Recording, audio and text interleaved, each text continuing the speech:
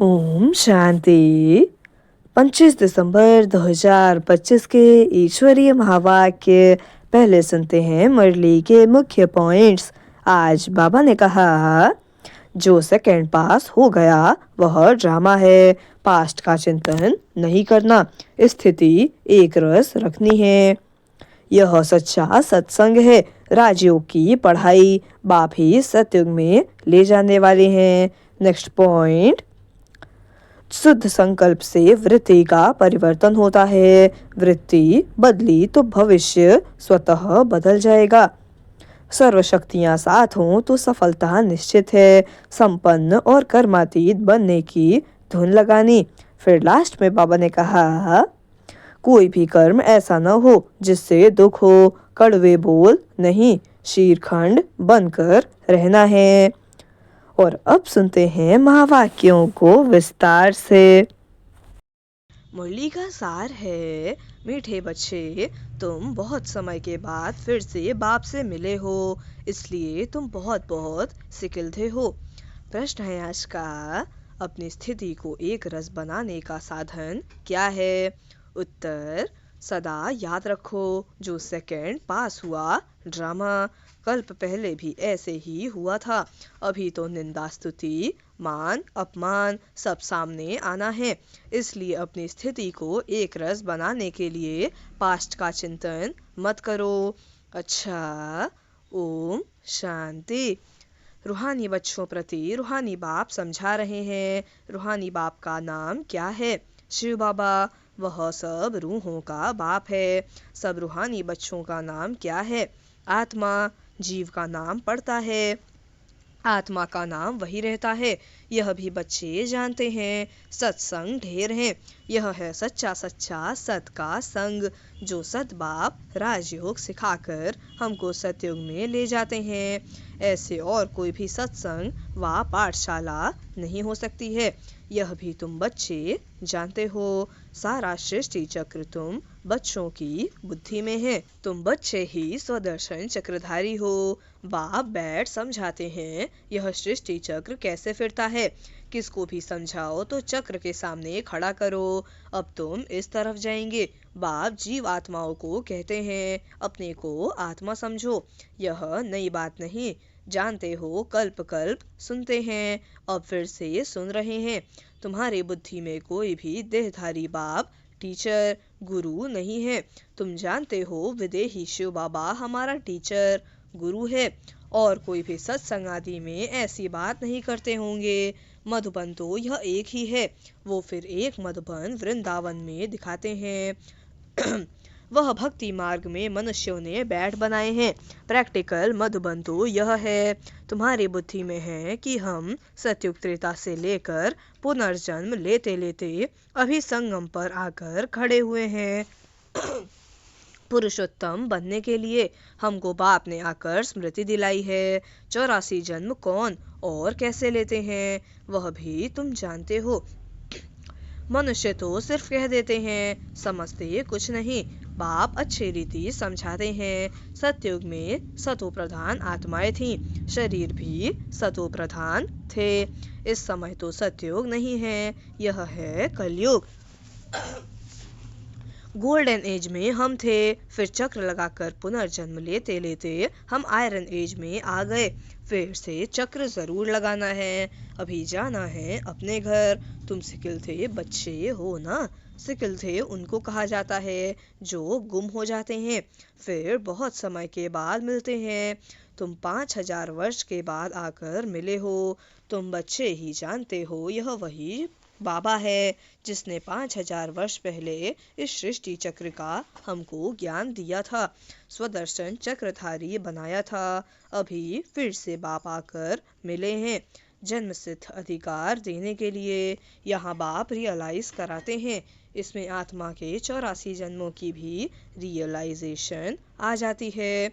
यह सब बाप बैठ समझाते हैं, जैसे 5000 वर्ष पहले भी समझाया था। मनुष्य को देवता या कंगाल को सिरताज बनाने के लिए।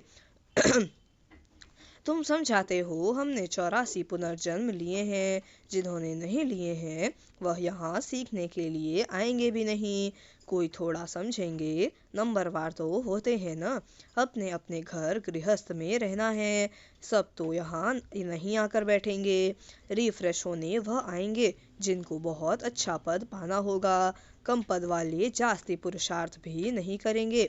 यह ज्ञान ऐसा है थोड़ा भी पुरुषार्थ किया तो वह व्यर्थ नहीं जाएगा। सजा खाकर आ जाएंगे। पुरुषार्थ अच्छा करते तो सजा भी कम होती। याद की यात्रा बिगर विकर्म विनाश नहीं होंगे। यह तो घड़ी घड़ी अपने को याद कराओ।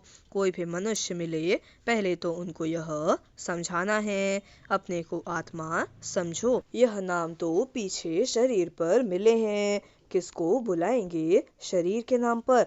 इस संगम पर ही बेहद का बाप रूहानी बच्चों को बुलाते हैं।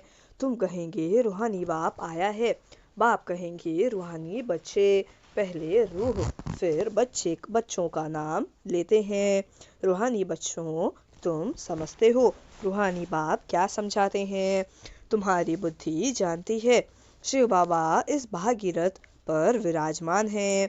हमको वही सहज राजयोग सिखा रहे हैं, और कोई मनुष्य मात्र नहीं जिसमें बाप आकर राजयोग सिखाएं। ये वह बाप आते ही हैं पुरुषोत्तम संगम युग पर, और कोई भी मनुष्य कभी ऐसे कह न सकें, समझा न सकें। यह भी तुम जानते हो। यह शिक्षा कोई इस बाप की नहीं। इनको तो यह मालूम नहीं था कि कलयुग खत्म हो सतयुग आना है। इनका अब कोई देहधारी गुरु नहीं है, और तो सब मनुष्य मात्र कहेंगे हमारा फलाना गुरु है, फलाना ज्योति ज्योत समाया। सबके देहधारी गुरु हैं। धर्म स्थापक भी देहधारी हैं। यह धर्म किसने स्थापन किया? परमपिता परमात्मा त्रिमूर्ति शिव बाबा ने ब्रह्मा द्वारा स्थापन किया है। इनके शरीर का नाम ब्रह्मा है। क्रिश्चियन लोग कहेंगे क्राइस्ट ने यह धर्म स्थापन किया। वह तो देहधारी है, चित्र भी हैं। इस धर्म के स्थापक का चित्र क्या दिखाएंगे? शिव का ही दिखाएंगे। शिव के चित्र भी कोई बड़े कोई छोटे बनाते हैं।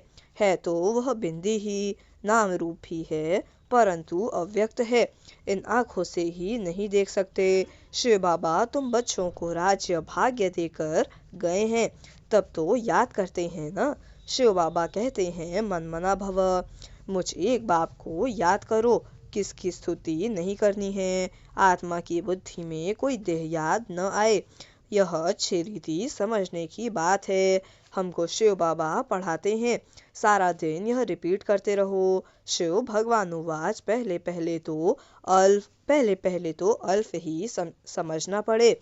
यह पक्का नहीं किया और बेते बताई तो कुछ भी बुद्धि में बैठेगा नहीं।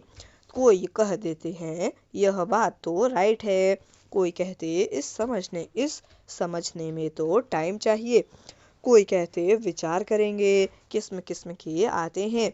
यह है नई बात। परमपिता परमात्मा शिव आत्माओं को बैठ पढ़ाते हैं, विचार चलता है। क्या करें जो मनुष्यों को यह समझ में आ जाए। शिव ही ज्ञान का सागर है। आत्मा को ज्ञान का सागर कैसे कहते हैं?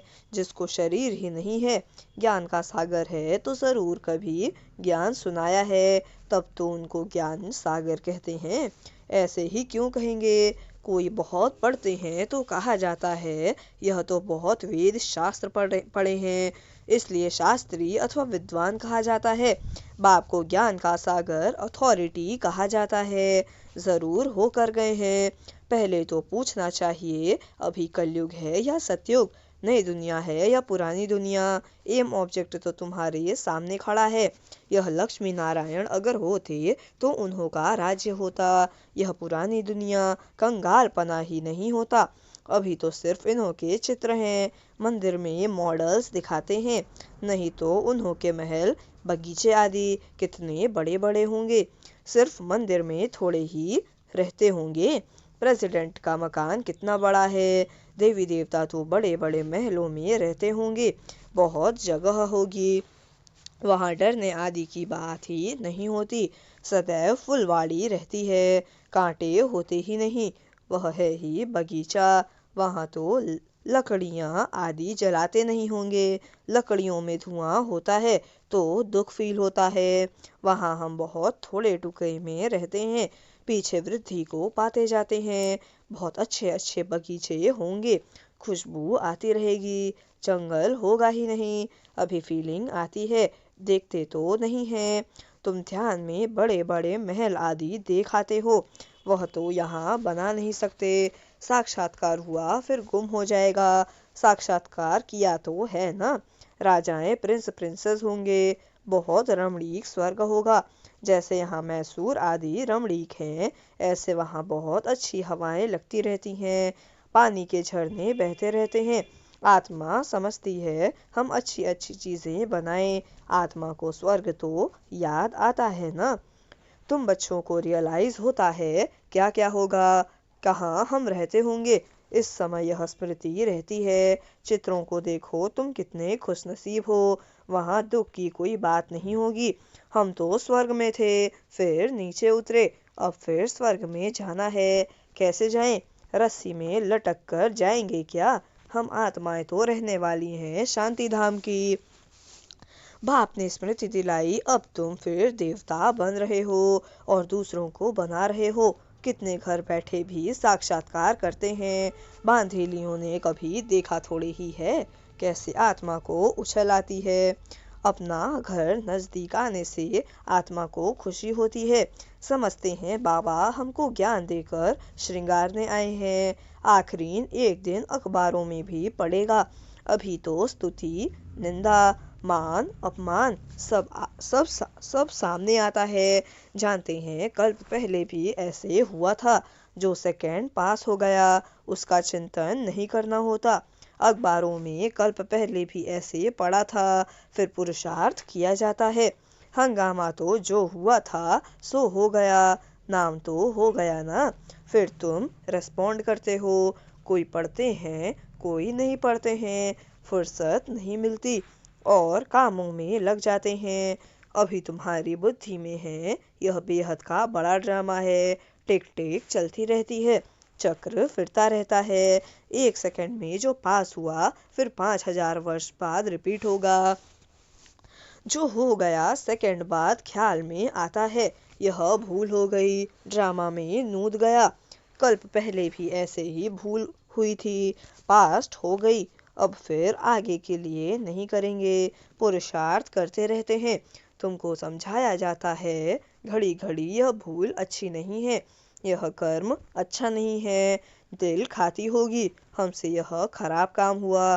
बाप समझा नहीं देते हैं ऐसे नहीं करो, किसको दुख होगा। मना की जाती है, बाप बतला देते हैं यह काम नहीं करना। बगैर पूछे चीज उठाया उसको चोरी कहा जाता है। ऐसे काम मत करो, कड़वा मत बोलो। आजकल दुनिया देखो कैसी है। कोई नौकर पर गुस्सा किया तो वह भी दुश्मनी करने लग पड़ते हैं। वहाँ तो शेर बकरी आपस में शीरखंड रहते हैं। लून पानी और शीरखंड। सतयुग में सब मनुष्य आत्माएं आपस में शीरखंड रहती हैं और इस रावण की दुनिया में सब मनुष्य लून पानी हैं। बाप बच्चा भी लून पानी। काम महाशत्रु है ना। काम कटारी चलाए एक दो को दुख देते हैं। यह सारी दुनिया लून पानी है, सतयुगी दुनिया शीरखंड है। इन बातों से दुनिया क्या जाने। मनुष्य तो स्वर्ग को लाखों वर्ष कह देते हैं तो कोई बात बुद्धि में आ न सके। जो देवताएं थे उन्हों को ही स्मृति में आता है। तुम जानते हो यह देवता सतयुग में थे। जिसने 84 जन्म लिए हैं वही फिर से आकर पढ़ेंगे और कांटों से फूल बनेंगे। यह बाप की एक ही यूनिवर्सिटी है। इनकी ब्रांचेस निकलती रहती हैं। जब आएगा तब उनके खिदमतगार बनेंगे, जिनके द्वारा खुद खुदा राजाई स्थापन करेंगे। तुम समझते हो हम खुदा के खिदमतगार हैं। वह जिस्मानी खिदमत करते हैं, यह रूहानी। बाबा हम आत्माओं को रूहानी सर्विस सिखला रहे हैं, क्योंकि रूह ही तमो प्रधान बन गई है। फिर बाबा सतो प्रधान बना रहे हैं। बाबा कहते हैं माम एकम याद करो तो विकर्म विनाश होंगे। यह योग अग्नि है। भारत का प्राचीन योग गाया हुआ है ना। आर्टिफिशियल योग तो बहुत हो गए हैं, इसलिए बाबा कहते हैं याद की यात्रा कहना ठीक है। शिव बाबा को याद करते करते तुम शिवपुरी में चले जाएंगे। वह है शिवपुरी, वह विष्णुपुरी, यह रावणपुरी। विष्णुपुरी के पीछे है रामपुरी। सूर्यवंशी के बाद चंद्रवंशी हैं, यह तो कॉमन बात है। आधा कल्प सतयुग त्रेता, आधा कल्प द्वापर कलयुग। अभी तुम संगम पर हो, यह भी सिर्फ तुम जानते हो।